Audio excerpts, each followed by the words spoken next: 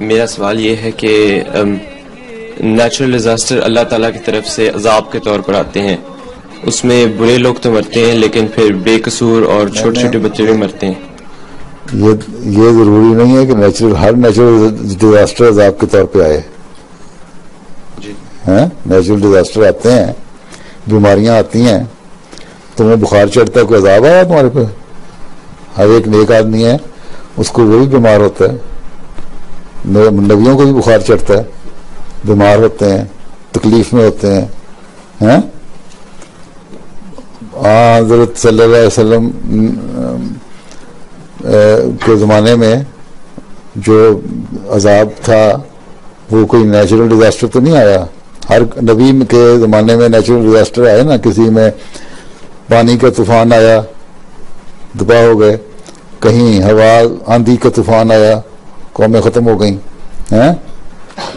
کہیں اور قسم کے عذاب آئے، زلزلے آئے۔ لیکن مسلمانوں میں حضرت صلی اللہ علیہ وسلم کے زمانے میں کفار نے اتنی زیادہ مخالفت کی، ان پہ یہ کوئی نیچرل ڈیزاسٹر نہیں نہ آیا، کوئی نہیں ہسٹری بتاتی ہمیں، ٹھیک ہے۔ ان کا عذاب کیا تھا؟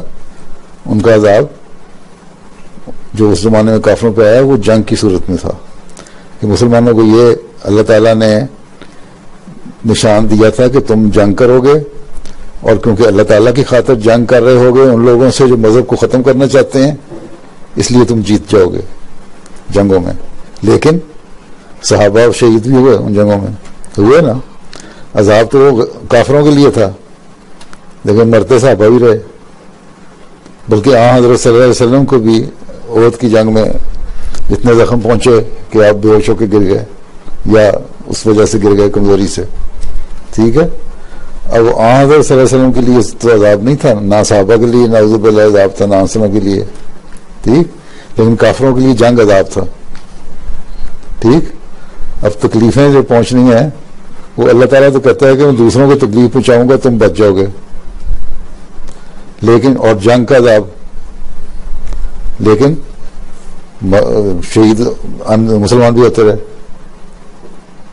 ٹھیک۔ تو ان کو تو نشان تھا کہ وہ عذاب ان کی حمایت میں آئے گا، پھر بھی مر گئے۔ اس لیے جو اللہ تعالیٰ کہتا ہے نا، ہر ڈیزاسٹر جو ہوتا ہے وہ نشان نہیں ہوتا۔ ہاں، انبیاء کے زمانے میں بعض انبیاء کہتے ہیں کہ یہ نشان ہے میری سچائی کا۔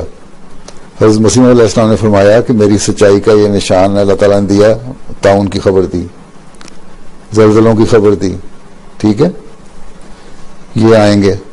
اور وہ زلزلہ آیا، جو پہلا زلزلہ آیا کانگڑے کا زلزلہ آیا آپ کے زمانے میں، اس میں ہزاروں لوگ مرے، ایک احمدی کا گھر گر گیا، اور اس کا جو چھوٹا اس کا جو پلنگ تھا، بیڈ تھا، اس لکڑی کی عام طور پہ اور طرح کے بیڈ ہوتے تھے، اس طرح کے نہیں ہوتے جس طرح یہاں ہوتے ہیں، تو وہ اس کے نیچے چلا گیا، ساری دیوار گر گئی، سارا چھت اس کے اوپر گر گئی، لیکن پھر بھی اللہ تعالیٰ نے اس کو بچا لیا، اور بہت سارے دوسرے لوگ اس زلزلے میں مر گئے، فوت ہو گئے، ٹھیک۔ تو کیونکہ حضرت مسلم نے نشان بتایا تھا اپنا، اس لیے اسی طرح تعاون کے نشان بتایا تھا، اس لیے احمدیوں کو نقصان نہیں پہنچا، بہت کم پہنچا، اور باقی لوگوں کے گھروں سے یا گاؤں سے یا قصبوں سے شہروں سے لاشوں کی لاشیں اٹھتی تھیں تعاون کی بیماری کی وجہ سے۔ تو جب یہ عذاب آتے ہیں اس نشانی کی وجہ سے آتے ہیں، اگر جب انبیاء کہتے ہیں۔ ہاں، اب یہ سوال کہ اس میں جو نہیں آتے بچے وغیرہ کیوں مرتے ہیں، ٹھیک ہے، ایک دو قانون چلتے ہیں، قانون قدرت بھی تو چل رہا ہوتا ہے نا، ٹھیک ہے۔ اب ایک ایپیڈیمک پھیلتی ہے بیماری، تو اس میں تو جو بڑے ہیں چھوٹے ہیں سارے ہی اس میں لپیٹ میں آ جاتے ہیں کہ وہ وائرس ہوتا ہے۔ ہاں، اللہ تعالیٰ اس میں سے یہ دیکھنا چاہیے کہ کتنوں کو بچا لیتا ہے۔ عموماً تو جو پرسنٹیج ہے میرا خیال نکالی نہیں ہوگا، اگر نکالی جائے تو میرا خیال ہے بچوں کے بچنے کی پرسنٹیج زیادہ ہوگی۔ تو یہ چیزیں ہیں، جو ایک نیچرل قانون جو چل رہا ہے اس کے لپیٹ میں سارے آتے ہیں۔ ٹھیک ہے، تو وہ تو اس میں آئے گا. اس میں جانور بھی تو آ جاتے ہیں، جانوروں کا تو کوئی قصور نہیں ہوتا نا، ہاں بچوں کا کوئی نہیں ہوتا، لیکن ایک اس لپیٹ میں سارے آ جاتے ہیں. اس ماحول کی وجہ سے پھر وہ اثر انداز ہوتا ہے، اس کا اثر پڑ رہا ہوتا ہے. اس میں لوگوں کے زیادہ مرنے کی وجہ سے دوسروں پہ بھی دلوں کو لوگوں کو تکلیف پہنچتی ہے، بیٹے بچ جاتے. اگر بالفرض سارے بچے بچ جائیں اور بڑے سارے مر جائیں تو بچوں کو سنبھالنے والا بھی کون ہوگا؟ اللہ تعالیٰ نے بھی ایک بیلنس سسٹم رکھا ہوا ہے اور ایک قانون قدرت بھی رکھا ہوا ہے. ٹھیک ہے، اس کے تحت جب آتا ہے تو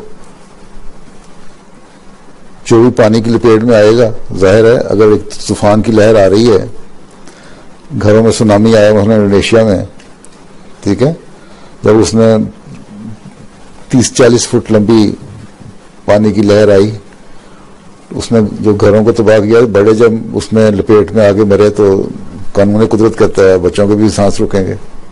ٹھیک ہے، وہ تو ایک پھر عذاب آتا ہے، لیکن اللہ تعالیٰ اس عذاب کے بعد ایک تو یہ کہ یہاں سے جو سزا ملی مرنے کی، جو ظلم کرنے والے ہیں ان کو اللہ تعالیٰ اگلے جہان میں جا کے وہاں بھی جہنم میں اللہ تعالیٰ کہتا ہے میں ڈالوں گا. جو معصوم ہیں اس وجہ سے مر جاتے ہیں، بچے معصوم ہیں، اللہ تعالیٰ کہتا ہے بچے معصوم ہوتے ہیں اس لیے وہ جنت میں چلے جائیں گے. ہمارا یہ ایمان ہے کہ جو اٹرنل زندگی ہے وہ تو اگلے جہان کی ہے نا. ٹھیک ہے نا، یہ زندگی تو 70 سال 80 سال 90 سال کے بعد ختم ہو جانی ہے. اس میں جن کو جو بچے بھی اگر اس طرح مرتے ہیں ان کا کوئی قصور نہیں ہوتا، ان کو اللہ تعالیٰ وہاں جنت میں جگہ دے دیتا ہے. جو دوسرے جو قصوروار ہیں وہ اگلے یہاں بھی مرتے ہیں، اگلے جہان میں بھی جا کے دوزخ میں جلتے ہیں.